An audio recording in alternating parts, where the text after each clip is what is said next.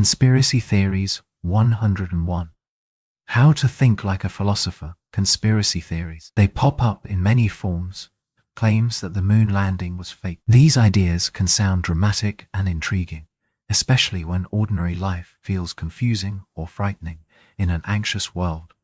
Conspiracy theories offer simple, clear narratives where someone is in control of events. They tell a story with heroes and villains, which feels more satisfying than chaos. People often find these explanations appealing because they make sense of hard events with a neat villain or grand plan. In times of uncertainty, pandemics, political turmoil, or rapid change, conspiracy theories can spread quickly.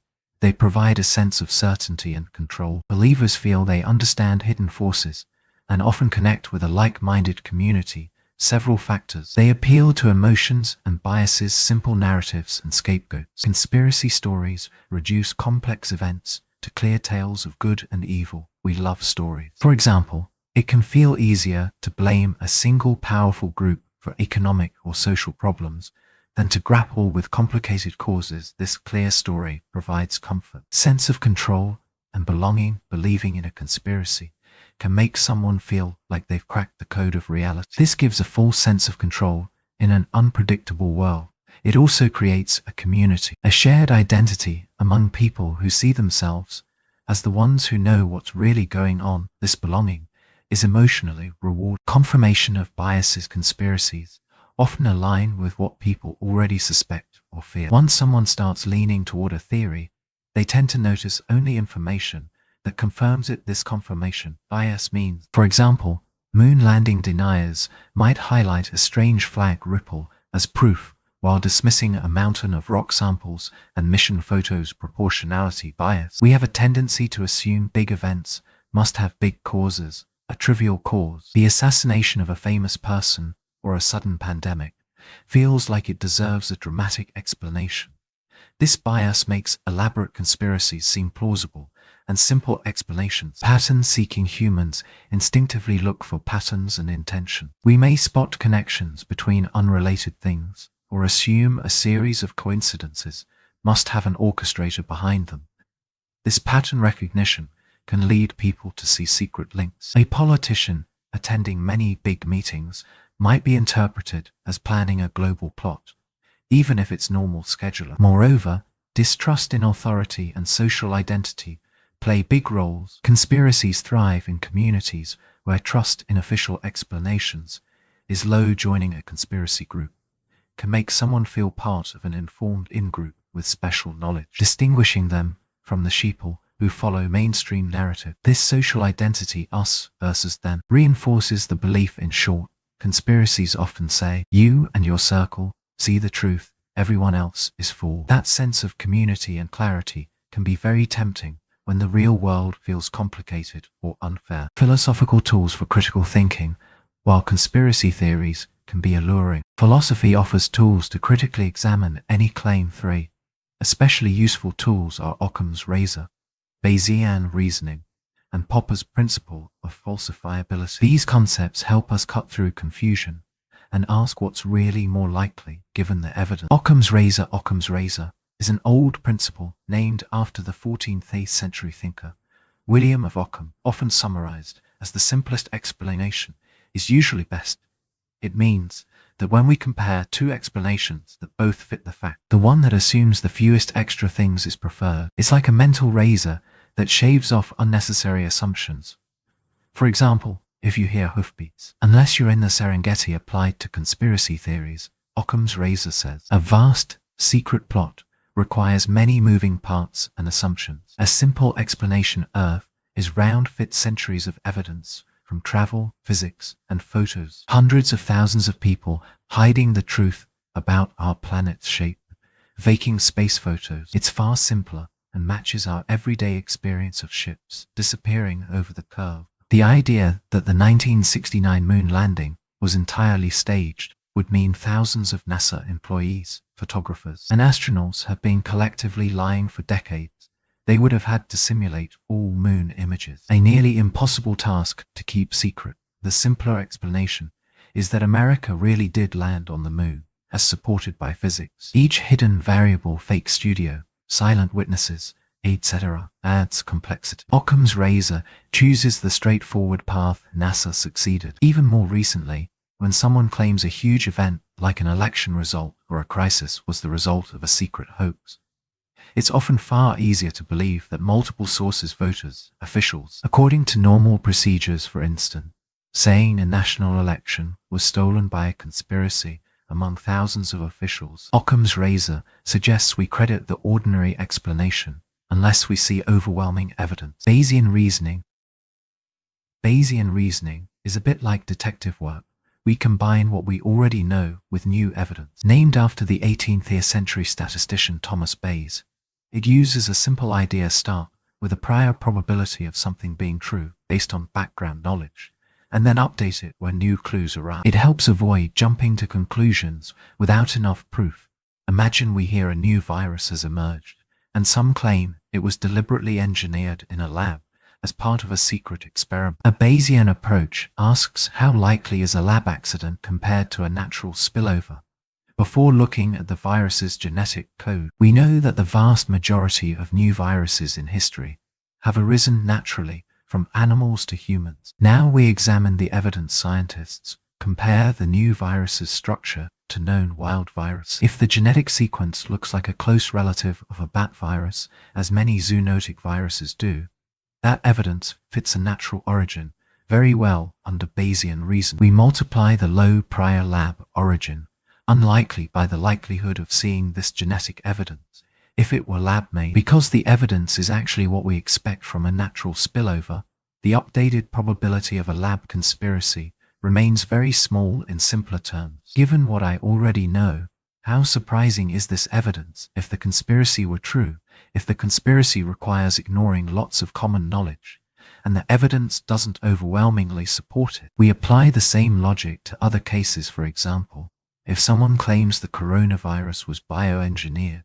we weigh historical facts. How often have pandemics really come from labs? Very rarely, if ever, and the scientific data, because the data genome analysis, outbreak patterns point strongly toward natural origins.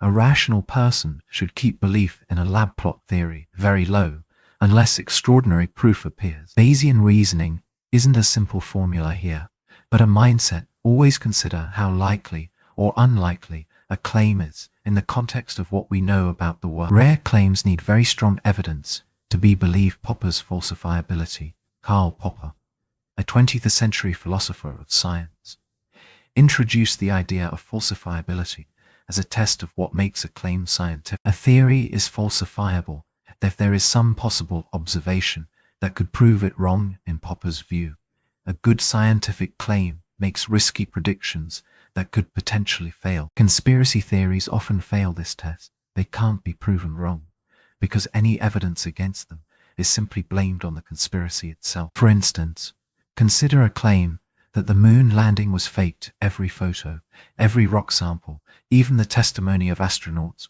could all be said to be part of the hoax. No test can definitively disprove the theory because believers will just say the evidence is fake or part of the trick. This means the claim moon landing hoax is unfalsifiable. There's no conceivable experiment or proof that could change a die-hard believer's mind. Any contrary result is absorbed into the conspiracy narrative. We see the same pattern with flat Earth. If you show a geodesic measurement or explain how satellites work, flat earthers might claim those data were fabricated. A falsifiable claim would say, for example, the Earth is round, and here's how we could test it. And indeed, pointing a laser or watching a ship disappear hull first over the horizon are real tests that confirm roundness. The flat Earth hypothesis, by contrast, becomes vague and untestable under scrutiny. Popper's lesson is that if a theory can explain every outcome because it includes they made it look like this happened, then it's not really testable or useful. It's a cloak that protects any hypothesis from disproof in science and reasoned debate.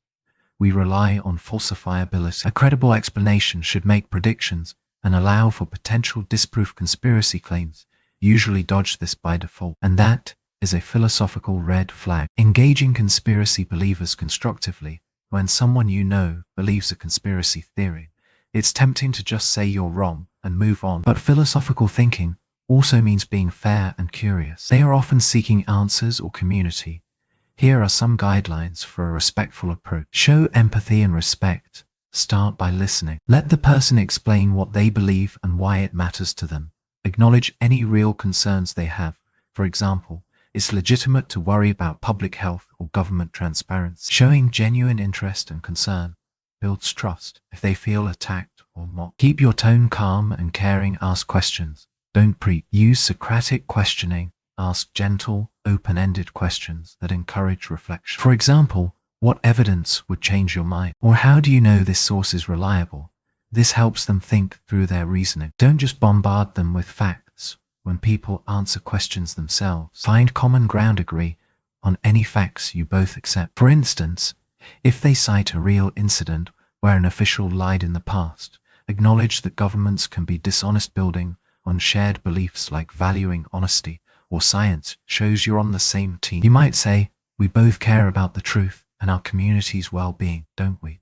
This helps keep the conversation collaborative instead of combative. Use facts carefully. Truth sandwich. When it's your turn to share information, do it gently. You could start with a statement you both agree on, then mention the true fact, then repeat a point of agreement. For example, it's true that in history, people sometimes hide things. One thing we know from history is share a proven fact related to their concern. Given that, let's look at what the scientists have found about this issue.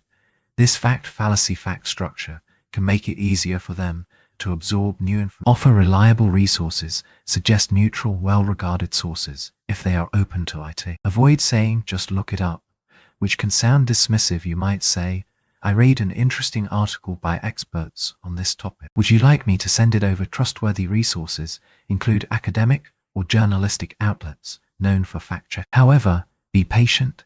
They might initially reject such sources as mainstream. Encourage critical thinking, not ridicule. If they present a questionable claim, gently probe it. For example, that sounds serious. Where did that information come from?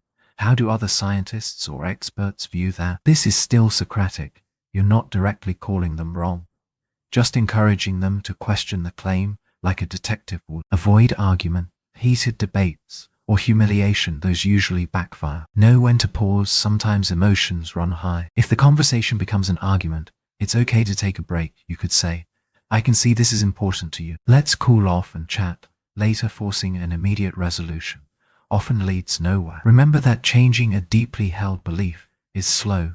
Your respectful dialogue might plant seeds even if nothing changes today. Above all, remember that everyone is human. Belief in conspiracy theories. By staying patient, open, and kind, you keep the door open for progress.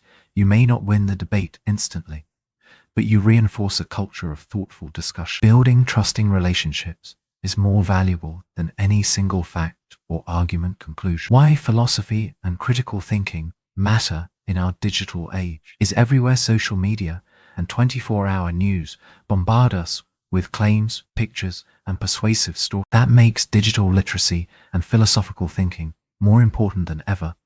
Thinking like a philosopher means asking questions. It means not accepting the wildest story that fits our fears without scrutiny, but not cynically dismissing everything. Either philosophical tools like Occam's razor, Bayesian reasoning, and Popper's falsifiability aren't just abstract ideas. They're practical guides for everyday judgment. They remind us to prefer explanations that make sense with known facts, to update our beliefs based on evidence. Using these tools makes us smarter news consumers and better citizens in public discourse. We become people who can distinguish between plausible theories and fancy stories.